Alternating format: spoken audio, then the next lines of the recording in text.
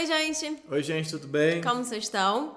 Como foi muito pedido e comentado e dito que todo mundo queria que a gente fizesse o vídeo sobre pais narcisistas. Estamos aqui, vamos falar sobre isso. Eu tenho uma pergunta para o Emanuel Aragão, que é a seguinte: o que é um pai narcisista? Pegadinha de hoje. Então, seguinte, gente, senta aí, pega um café, uma parada e tal. O vídeo vai ser longo assim, espero que seja longo eu vou tentar ter calma e tentar explicar da melhor maneira que conseguir explicar, para ver se ajuda as pessoas, tentando não simplificar a situação, ao mesmo tempo tentando não levar a discussão para um nível totalmente teórico que não sirva para nada. Então vamos tentar fazer isso, vamos ver se funciona, tá? Vamos nessa. Então vamos junto. Pais narcisistas ou não, se você tá de quarentena com eles, meu pai do céu.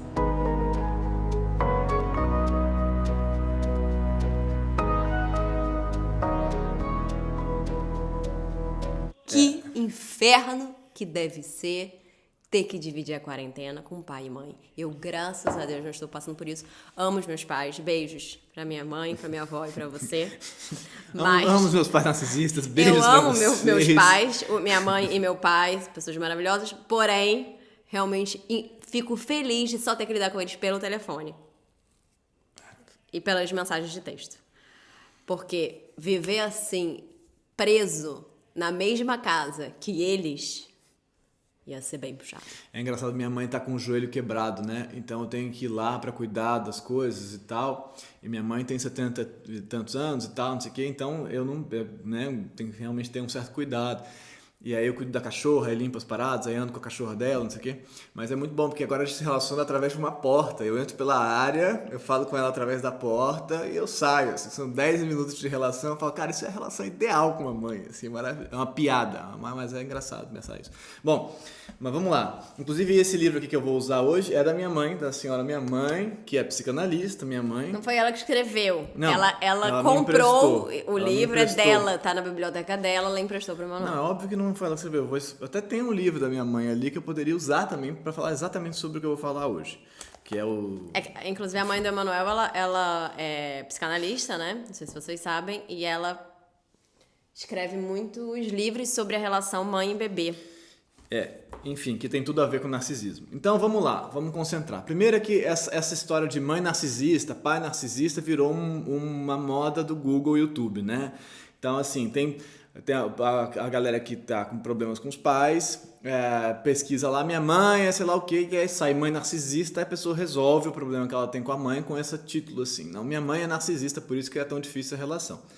Então, nem tudo se resume a isso. Essas classificações ajudam a gente, mas elas também atrapalham a gente. Então, tem muita gente que vai colocar em questão essas classificações, assim, mas até que ponto faz sentido classificar isso assim? Até que ponto serve pra gente olhar ou não serve e tal? Eu mesmo, várias vezes, falo, mas será que essa classificação ajuda? Esse perfil ajuda? Tipo, perfis, né? Tipo, narcisista, borderline, esquizoide, por aí vai. Os perfis. Mas então, a primeira coisa que a gente tem que entender é que nem tudo é mãe narcisista, né? Sim, a gente tem que olhar com calma para ver do que a gente está realmente falando, tá? E quanto que você nessa história tem uma responsabilidade nessa relação também. E quanto que uma dificuldade da relação com a mãe e com o pai não pode ser justificada e resolvida por um sintoma do outro, né? Então, essa é a primeira etapa, tá? Tamo junto? Doeu? Machucou? Tamo junto, vamos nessa.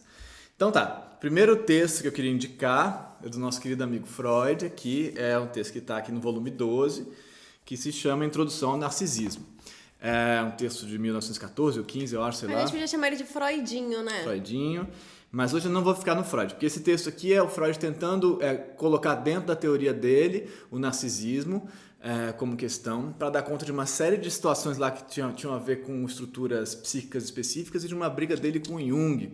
Então, ele estava numa briga com Jung, o Freud e o Jung tiveram problemas, e aí ele queria argumentar que nem tudo era sexualidade e tal, contra o Jung, e aí ele deu uma volta no conceito do narcisismo para caber. Mas o Freud, então, considera que o narcisismo é uma etapa da constituição da subjetividade, né? Ele acontece para todos nós, nesse sentido. Ele acontece para todos nós. Então todos temos um momento narcísico, ou traços narcísicos e tal. O Narciso é aquele camarada que se apaixonou pela própria imagem, vocês sabem, né? Daí que vem a ideia do mito do Narciso, né? Então ele vai considerar que todos nós temos isso, em algum grau, assim, isso faz parte da nossa constituição. Isso é uma coisa. Outra coisa é falar de um sujeito que tem um perfil narcisista mesmo, né? Uma constituição, um caráter, um caractere, como esse camarada aqui, nisso que eu vou usar aqui, o Bolas vai dizer. Isso é uma outra situação. Bom, até aí estamos indo juntos, né? O que é um pai e uma mãe narcísico? Você não explicou. Falou, não explicou. Não disse a minha pergunta. O que Narcisista. seria um pai e uma mãe narcisista? Bom, eu vou ler para vocês aqui e aí depois a gente abre para... Vou ler também, você nunca ouviu esse texto, então talvez serve como bom... se faz sentido. Isso aqui é um livro do Bolas que chama Histeria. Ele está meio esgotado, então nem adianta eu indicar, mas é um livro maravilhoso. O Bolas é um cara que é um americano, na verdade, ele é da escola inglesa de psicanálise, então ele pega muita coisa da Melanie Klein, do Winnicott e tal, mas ele junta com Lacan, com Freud, ele faz uma coisa muito boa. Mas é um livro mais adiantado assim, então é melhor, se você nunca leu nada dessas coisas, é melhor começar pelo Freud e ir indo, eu acho, porque ele usa conceitos que são às vezes mais lá pra frente. Mas é um livro recente, então é legal. Vamos lá. Então aqui ele vai tentar definir, a partir justamente da relação do bebê com a mãe, o que vai fundar cada tipo de sujeito, por assim dizer, assim, né? Então, o bebê numa relação específica com a mãe vai virar um bebê, vai virar uma pessoa que vai virar uma pessoa narcisista, por exemplo, vai virar um esquizoide, ou vai virar um borderline e tal. E aqui ele vai tentar ou vai virar um histérico, Me uma histérica. pergunto que a mãe... Não vou falar. O quê? Porque nessa história aqui é muito importante que você considere, você filho, que o seu pai e sua mãe são são pessoas, né? São sujeitos que existem. Isso é bem importante. Não, eu tô falando sério. Eu tô falando super sério. Demorei anos pra descobrir que minha mãe era uma pessoa. Então, porque eles não são essa função, eles não são o que você espera deles. Ele é uma pessoa que tá ali. E que ele não é só a sua mãe ou o seu pai, né? Que ser sua mãe ou ser o seu pai é uma das funções que ele ocupa entre várias outras funções que ele também tem na vida dele, porque ele precisa ser uma pessoa que pode transar, que pode se apaixonar, que pode comer, que pode falhar, que pode falhar, que pode não saber, que pode não ser a pessoa incrível, o herói ou a heroína que você esperava, que é uma pessoa, né? Que tá lá, que tem todas as questões que ela tem. Isso Sim. é bem importante. Acho que eu posso dizer que eu demorei muito para perceber que a minha mãe e o meu pai eram pessoas, seres humanos. E não só aquilo que você precisava que eles fossem e o que eles careciam de ser, o que você precisava que eles fossem. E que eles também não estavam ali para servir a mim. Sim. Então, assim como todas as pessoas, os pais e as mães podem ter perfis ou caráter ou traços narcisistas, esquizoides, bipolares, perversos, depressivos, enfim, tem pai histérico e tal. Tem pai e mãe de todo jeito, entendeu? Então, né, não é assim, mas pai não pode, tem pai, tem mãe esquizofrênica, existe, né? Tem pai bipolar, existe, tem mãe narcisista, existe, tudo isso existe, se a gente considerar que esses perfis são verdadeiros. Então você tem que ter calma com isso, e uma primeira etapa é parar de falar, mas minha mãe não podia ser assim, eu queria que minha mãe fosse aquela mãe que eu precisava que ela fosse. Enfim, vamos lá. Então aqui ele vai definir pela relação mãe-bebê, lá atrás, o que funda um narcisista, o que cria um narcisista. Uhum. E aí vamos tentar, e aí vai ser uma boa maneira da gente entender o que é um narcisista, tá bom? Vamos lá. Vamos começar pelo distúrbio narcisista. Lê devagar. Vamos começar lendo devagar pelo distúrbio narcisista. Atenção, tá? Depois você volta e ouve de novo se não der. Ao experimentar a mãe como inconstante, o bebê... Pessoa que oscila em humores, por exemplo. O bebê, o que também é um traço muito característico do borderline, mas enfim, depois a gente... Não vamos falar do borderline hoje em dia? Não vai falar do borderline depois a gente poderia agora. falar sobre borderline, mas eu adoro o borderline como estrutura. Tô brincando, tá, gente? Ao experimentar a mãe como inconstante, o bebê resolve o problema que ela coloca suprimindo-a e colocando uma parte do self em seu lugar. Self é si mesmo, vamos dizer assim. Então, ele suprime essa mãe que é inconstante e coloca uma outra coisa, uma parte do self, de um reflexo dele, talvez, ou uma parte da mãe que é positiva no lugar. Esta é a atitude narcísica clássica. Fascinação aparente pelo self, né? Bom, alheia ao fato de o bebê colocar ou não uma parte idealizada da mãe ou alguma outra no lugar da mãe verdadeiramente diferente, a estratégia narcísica é substituir o outro por algum objeto harmônico, que irá sustentar a procura narcisista pela tranquilidade. Então, para não lidar com a diferença, com a oscilação, com a variação, ele coloca ali um objeto harmônico, que tranquiliza ele, esse bebezinho, tá? Em suas relações perturbadas, os narcisistas irão procurar quem os idealize, encontrando assim, neste outro, alguém compatível com a sua própria autoestima. Então, eles vão procurar alguém que os idealize, alguém compatível com a sua própria autoestima. Continuando aqui. Tudo irá muito bem até o momento em que o outro discorde. E aí a experiência do filho em relação ao pai narcisista. Tudo irá muito bem até que o outro discorde. Não se trata simplesmente de que o narcisista encontre diferenças com o self difíceis de aceitar, e sim que a própria diferença é difícil e dura de suportar. Ele não consegue aceitar a própria diferença, a própria falha, o próprio desvio, a própria diferença, a não unidade, a não perfeição. Ele não consegue aceitar. Então, qualquer coisa que traga isso para ele como notícia, ele se desespera. De fato, a estratégia narcisista é amplamente voltada para o achatamento das diferenças entre o self e o outro, perseguindo relações com objetos em comum à sua volta, cuja idealização possa ocorrer. Então ele busca relações que não vão trazer para ele essa diferença, que vão relações idealizadas. Inclinados à harmonia, os narcisistas são avessos a acolher as complexidades da experiência vivida, já que estas os predispõem a encontrar a diferença. Entendeu? Então eles não querem lidar com complexidades. Desse modo, eles irão procurar questões internas menos complexas e tentar levar uma vida relativamente livre daquilo que não se quer ou não se deseja. E aí o filho vem como problema para isso, né? Aí ele traz aqui uma coisa sobre a psicanálise, que eu acho que não preciso ler. Vou direto de como esses pacientes se comportam em análise, ou se colocam em análise, e aí ele continua. Estados narcísicos de raiva, comumente vistos como característica típica da personalidade narcísica, são mais como ataques de ansiedade que efetuam uma descarga de pânico por meio de uma raiva projetada para restaurar a harmonia. Então, não entendi. A raiva do narcisista é mais uma ansiedade que faz uma descarga de pânico para fazer aquilo desaparecer e restaurar a harmonia. É como se ele se desesperasse com aquela diferença e tivesse um acesso de ansiedade e de raiva, de irritação com aquilo que marca a diferença, que marca a não idealização, entendeu? Então ele faz uma descarga, como se ele conseguisse restaurar, depois da descarga, a idealização.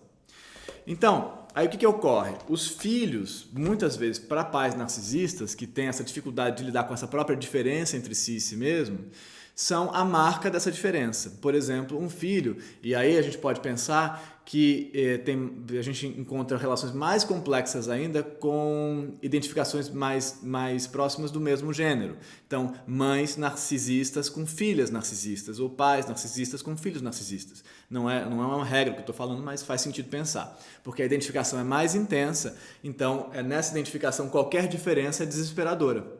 Entendeu?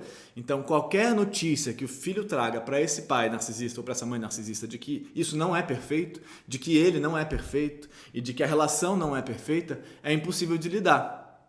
E muitas vezes o filho, com a identificação toda que existe, é justamente o sinal de que aquilo não é perfeito. Então, o seu filho não é perfeito. Então, você, filho ou filha, é a prova viva de que o pai projetado em você não é perfeito. Entendeu? Dá para entender assim? Olhando para você, ele é obrigado a reconhecer, mesmo que ele não queira, a imperfeição dele.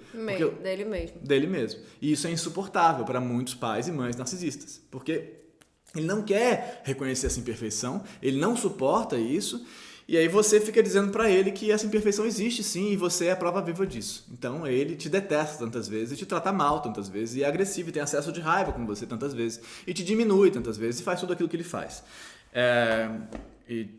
Para acabar com você, para te destruir nesse sentido. Bom, deu para entender, né? O que é uma... Parece ótimo. Parece ótimo. Tá. O que você pode fazer com relação a isso? Porque aqui a gente não está falando com os pais e mães narcisistas, a gente está falando com os filhos, né? Imagino. Olha aí, você não sabe. Não sei. Mas se você se entende nessa situação de pai ou mãe narcisista, o que você pode fazer é procurar ajuda para entender onde que essa diferença é insuportável de perceber para você, na sua história. Isso é um processo terapêutico complexo e que vai passar por uma coisa que ele também indica aqui muito bem, que é uma idealização da sua relação com o seu analista, por exemplo. Que não pode ter quebra, porque você projeta nele um ideal e que vai retornar para você como ideal na sua esperança. Então, o narcisista, num processo analítico, tende a achar o analista dele maravilhoso, genial, incrível.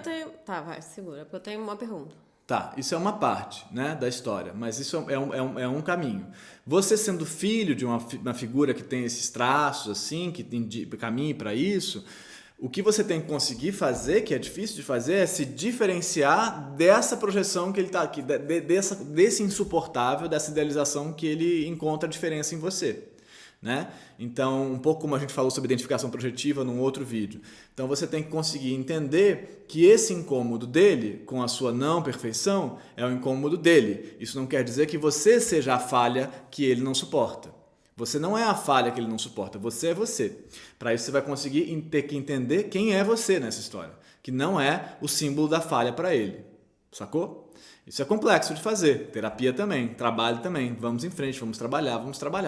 Mas é possível fazer. E aí você vai ter que, nesse processo, parar de cobrar dele, demandar dele a sua projeção que não vem. Porque grande parte do problema acontece aí. Você não aguenta receber o que você recebe dele e você cobra dele o que ele não te dá e nunca vai te dar. E nunca vai te dar. E nunca vai te dar. Ouve aqui, do fundo, aqui, no pé do ouvido. Ele não vai te dar isso aí que você está pedindo, precisando. Não vai.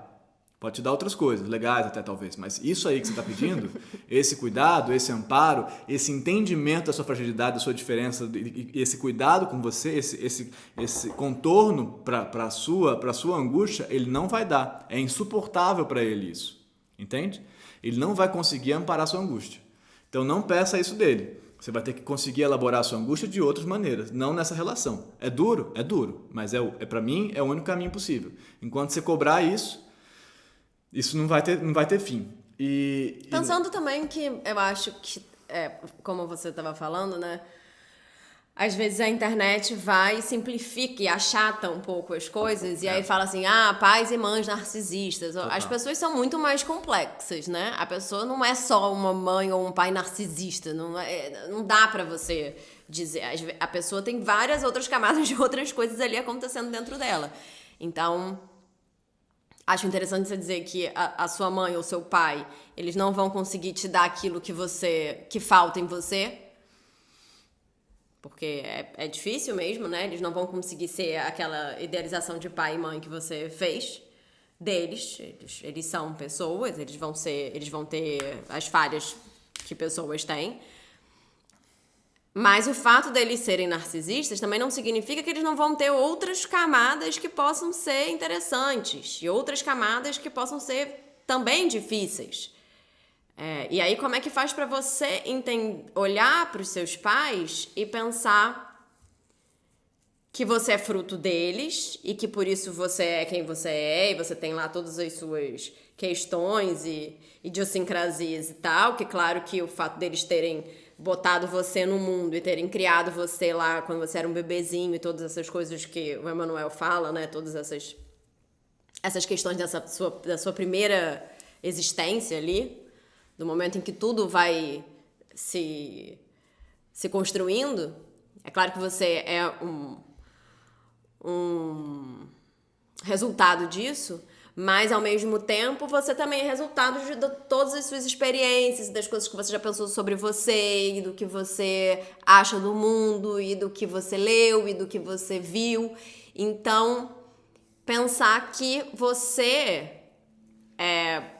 pode se olhar para eles e falar, eu tenho coisas dali, mas eu não sou aquilo dali.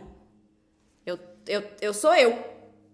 E se afastar daquele sistema todo que muitas vezes capta a gente, aprisiona a gente, suga a gente para aquele núcleo familiar, para aquela idealização de nós mesmos. E você tem que perceber que você não é aquilo, você é a partir daquilo. Só o que eu acho. O que você ia perguntar? Eu concordo com o que você ia perguntar. Não, eu ia perguntar por que você acha... Porque essa...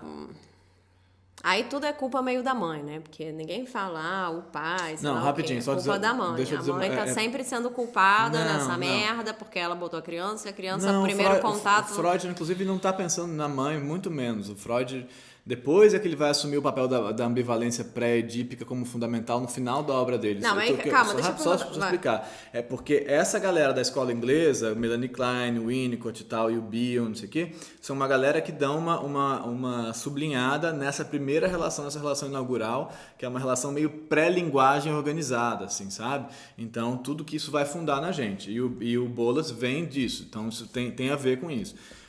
Mas isso é uma leitura possível, específica. Tem gente que vai concentrar a coisa na função paterna e tal. Mas é que, quando a gente fala de mãe, não é necessariamente mãe. É a figura que maternou, que foi a primeira relação, ou as figuras, né? As primeiras relações objetais, as primeiras relações de... Mas é a pessoa que... Como é que não vai ser a mãe? É a pessoa que tá dando o peito, né? No caso. Não, pode ser uma avó, enfim... porque depende, hoje em dia, por exemplo, se você pensar numa mãe que pare, mas que uma babá que cuida, por exemplo, né? Nesse primeiro ano de vida, que essa mãe teve que voltar a trabalhar rapidamente. Então, essa função é diluída. Não é esse teatro clássico, claro, assim, Entendi. Entendeu? Ela pode ser uma função diluída. Ela pode ser uma função diluída. Então, você pode ter várias figuras. Você muitas vezes tem, com importâncias diferentes. Importâncias diferentes. Isso aqui é um teatrinho clássico, assim, que a gente está fazendo. Mas então, sei lá, 2 mães que adotaram um bebê, por exemplo, né? Então a gente vai ter outras formatações dessa história toda. Entendeu? Mas esse bebê que foi... Se 2 mães adotaram um bebê, ou 2 pais adotaram um bebê, esse bebê, quando ele teve lá... sendo amamentado nos primeiros 3 meses da vida dele. Se é que ele teve, talvez ele não se tenha. Se ele tiver tido. Isso marcou já a vidinha dele. Marcou. Claro. Né? Esses primeiros 3 meses ele foi amamentado por essa mãe que depois abandonou ele e ele parou de ter aquele peito, com 3 meses de vida. Ou seja, isso tá lá. Tá no HD. Tá no HD dele. Tá. Tipo, aquele peito foi embora, nunca mais voltou. Sim. Isso não implica nada necessariamente. Isso não quer dizer que ele vai ser um Não implica nada, dizer. mas isso tá lá. Isso tá lá, é um dado que tá lá. É um dado que tá lá. Óbvio que tá lá. Mas como é que tem gente que vai ter mais fé na primeira infância e gente que vai ter menos fé. Eu tenho muita fé. O problema é que eu acho que faz sentido pra caramba. O problema é que não tem como voltar isso, porque isso tá anulado lá numa memória inconsciente, automatizada, que a gente não tem registro disso, porque não tem linguagem nem pra ter registro disso. Tem um outro livro do Bolas muito interessante sobre isso, que é A Sombra do Objeto, o conhecido não pensado, que é sobre esse momento anterior a tudo isso que a gente está falando. Mas eu acho que, concentrando na história, mais importante é conseguir entender como é que você se diferencia desse troço, né? Disso que é despejado em você. Isso é essa diferenciação e a aceitação da sua imperfeição, que é impossível para o outro aceitar. Né? É isso que é. Por exemplo... Mas aí a minha pergunta era se os pais narcisistas vão ter filhos narcisistas. Não. Pelo jeito que ele coloca, parece que sim. Não. Porque se a sua mãe é ambivalente e aí você vai colocar no lugar dela alguma outra coisa boa ou a parte boa dela... Mas essa mãe ambivalente não é uma mãe narcisista. Ah, não necessariamente ela é narcisista. Não, ele não é. Não é. Ela é só ambivalente. E não é a gente não está falando do que é o caráter da mãe. A gente está falando da experiência do bebê em relação à mãe. Por exemplo, sei lá, uma mãe... com traços de variação, o borderline, por exemplo, que é um exemplo que eu gosto, mas que ele tem experiências afetivas muito inconstantes e aí ele vai então assimilar que essa experiência inconstante é o registro amoroso que ele tem. Por isso que ele vai buscar, talvez na idade adulta, relações amorosas de intensa crise, por exemplo. Sim, mas aí... Mas isso não quer dizer Mas aí você tá pensando que uma pessoa, sei lá, uma mãe que é uma mãe bipolar. Tá. Mas as mães, elas podem, né? Você tem níveis de bipolaridade. Tem. Não necessariamente você é uma né? Você pode não ser uma mãe mega bipolar, Mas você ser inconstante. Não, mas todos nós não somos inconstantes? Mas deixa eu falar uma coisa que é importante entender. Isso não é um determinismo no sentido de se você é assim, logo vai ser assim. Isso não existe na história da subjetividade. Não é assim. Nem na história social também não é assim. Mas o que acontece é que você parte de uma situação clínica para voltar atrás e tentar entender. Então, do futuro, você consegue retornar ao passado e criar uma interpretação, construir um sentido para aquilo, construir um quadro, construir uma historiografia. Mas desse sinal anterior, por exemplo, se você engravidar agora, eu não vou poder dizer como é que o nosso filho vai ser. Não tem como, porque você é assim logo. Não tem esse logo, isso não existe. Porque isso tem a ver com milhares de outras coisas, com a estrutura dele, com como que ele vai receber com quem ele é, porque ele já vem com uma série de coisas, ontogenéticas e tal e coisas, ele já vem com uma série de coisas. Então, qual que é o ambiente, como é que ele vai reagir a essas faltas, como é que ele vai reagir, como é que ele vai entender e processar e fantasiar a sua presença, sua ausência. Então, não dá para dizer que se uma mãe é assim, o filho vai ser assado. Não dá. Dá para olhar para uma situação agora e tentar entender a partir para trás o que existe. A autoescrita é exatamente isso, aliás. A psicanálise também, mas é construir uma narrativa para tentar dar conta disso. Mas nada é o que o Freud fala, é por isso que chama análise e não síntese. Não dá para você pegar dois negócios e fazer uma conclusão. Dá para você analisar a posteriori um conteúdo, fazer uma análise, decompor os elementos analiticamente sobre essa história desse sujeito. Aí sim, mas senão não dá. Bom, deu para entender? Eu acho que horas são aí? 26. Que horas são? Para, quanto tempo? Então, eu espero que tenha ajudado isso sim, mas como é que você faz o seu trabalho de tentar se diferenciar disso, né? De tentar se livrar. Eu vou dar um exemplo muito pra mim, que o meu pai tinha lá uma função pra mim, que no... Só pode falar do pai, que o pai já morreu. O pai já morreu, mas exatamente isso que eu ia falar. Não tá...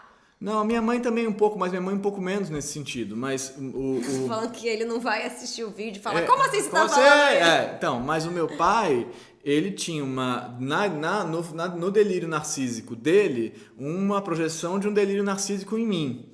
No meu irmão também, mas vou falar de mim. Então ele achava que eu ia ser incrível. Meu pai achava de verdade, olha que ironia isso nesse momento, que eu ia ser presidente da República. Ele me apresentava para os amigos dele assim, Manuelzinho vai ser presidente.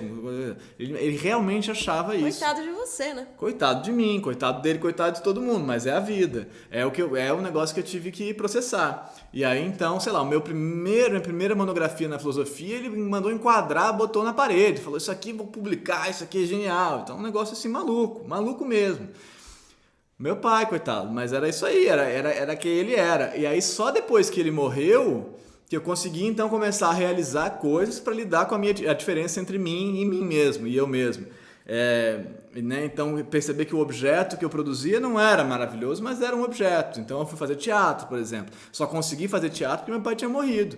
Senão ele ia ver as peças, como é que ia ser isso para mim? Porque não era a perfeição, não era nada disso. Então a perfeição vai ser um problema para esse filho, em certo sentido. Pode ser, pode vir a ser. E aí você tem que entender como é que você elabora isso. Meu pai, ainda bem, nesse sentido, morreu e eu consegui sair dessa.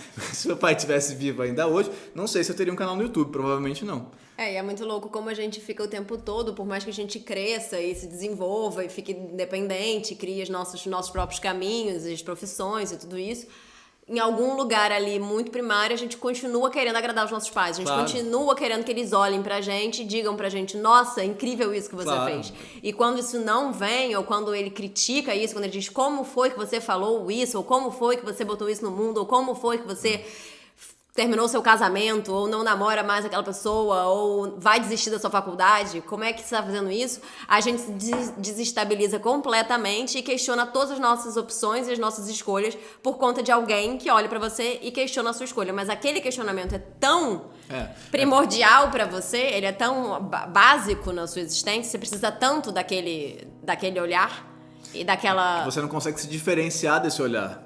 Pra você ainda é esse olhar. E qualquer coisa que faça ruptura entre você e esse olhar é desesperador, porque é como se dissesse que você não existe mais.